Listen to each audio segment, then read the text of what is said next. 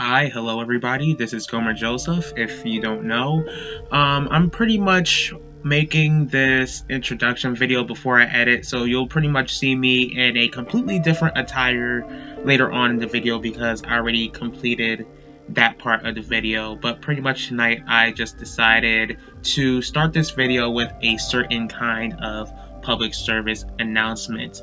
Basically, this announcement will explain to you why I make true crime videos and why I'm so passionate about it. My first video where I covered the solved kidnapping of Elizabeth Smart briefly mentioned why I'm so passionate about sharing these stories. Like pretty much, I'll just say this again, pretty much when I was young, I was just always so, I wouldn't say captivated by them, but those type of stories always like drew me in, like watching shows like America's Most Wanted or like probably seeing some type of true crime documentary on television. There was something that always connected me to it for some strange reason. Of course, I want to spread awareness about the cases that I cover, especially when it comes to an unsolved case. Not only that, but I want to make sure that my viewers always have a sense of self-security in this broken world.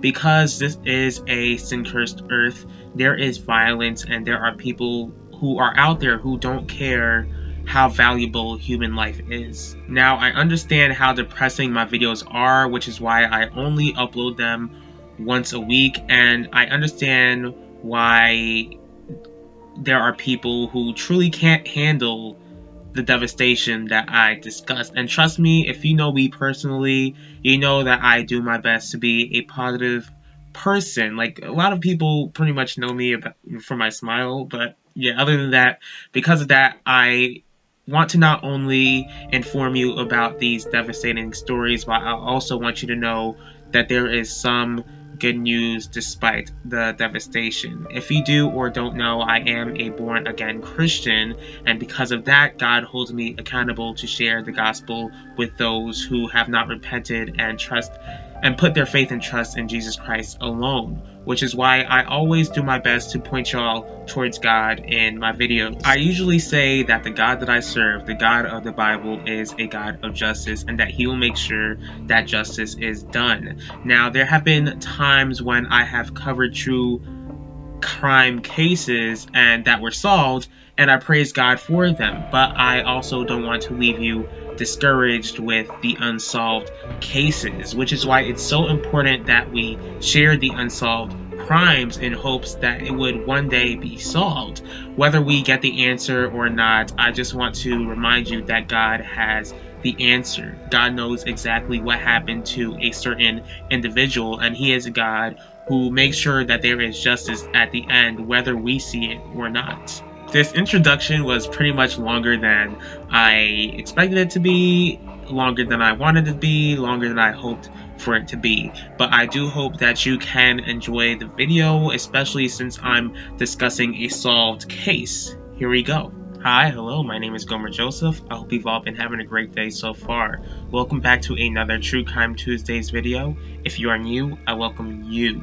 Today I'll be discussing the solved murder of Alice Haynsworth Ryan. It's honestly been a minute since I've discussed a solved case. Not only that, but it's also been a while since I talked about a victim who lived a pretty wealthy life. This case isn't well known nationally, but as I was researching this case, it seemed to have been well known locally. Overall, praise God that this case has been solved and that someone is paying for the crime they committed decades ago. Here we go. Alice Haynsworth Ryan was born as Alice Haynsworth in January 24th, 1908 in Greenville, South Carolina, to parents Harry J. Haynsworth, who was an attorney, and Rhoda Livingston Haynsworth. She had three brothers, Harry J. Jr., Knox, and Clement, who was a brother from her father's other relationship, and she seemed to have been the only girl in the family. Since Alice's father was an attorney, she grew up in a pretty wealthy household. Later on in life, she married someone named Joseph Ryan. They would have three children: Joe Jr., Catherine, and Rhoda, who was named after Alice's mother. Unfortunately, she would become a widow in 1950 after her husband Joe tragically died after he suffered from a ruptured appendix at the young age of 45. People have described Alice as someone who was a socialite, led a charmed life, enchanting, friends with prominent people in Greenville like successful business people, governors, judges. She was high-spirited, could be flamboyant and formal, sassy, loved reading and putting together crossword puzzles, fearless and independent. Before she was killed, Alice, who was 80 years old, was battling lung cancer after battling pneumonia. On October 8, 1988, after coming home from a doctor's appointment, her daughter Catherine went grocery shopping. After shopping, she arrived at Alice's house. What she saw would be a sight no child would want to see their parent in. Catherine saw her mother's bloody body laying on the floor motionless.